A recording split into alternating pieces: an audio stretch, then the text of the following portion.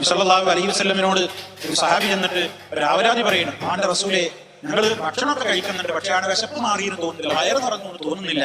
അള്ളാഹുവിന്റെ റസൂൽ പറഞ്ഞു, ഫലഅല്ലക്കും തഅകുലൂന മുതഫരിഖീൻ, നിങ്ങൾ വേറെ വേറെ ഇരുന്നിട്ടാവും ഭക്ഷണം കഴിക്കുന്നതല്ലേ, എന്നാൽ ഇജ്തമിഉ അലാ തുആമിക്കും, നിങ്ങളുടെ ഭക്ഷണത്തിന്റെ സമയത്ത് നിങ്ങൾ ഭക്ഷണത്തെളികയിൽ നിങ്ങൾ ഒരുമിച്ചിരിക്കുകയും അള്ളാഹുവിന്റെ നാമം ഉച്ചരിച്ച് കഴിക്കുകയും ചെയ്യുകയും നിങ്ങൾക്കതിൽ പ്രത്യേകം ബറക്കത്ത് ചൊരിയപ്പെടും.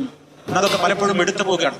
നമ്മുടെയൊക്കെ വീടുകളിൽ പലരും പല സമയത്ത് ഭക്ഷണം കഴിക്കും. പാപ്പ ഒരു നേരത്ത് ഒറ്റയ്ക്ക് ഇരുന്നിട്ട് അങ്ങനെ കഴിക്കും, മൂത്ത മകൻ ഒരു സ്ഥലത്തിരുന്നിട്ട് ഒറ്റക്ക് അങ്ങനെ കഴിക്കും, ഇളയ മകൻ ഒരു ഭാഗത്ത് ഒറ്റയ്ക്ക് ഇരുന്നിട്ട് അവനും കഴിക്കും.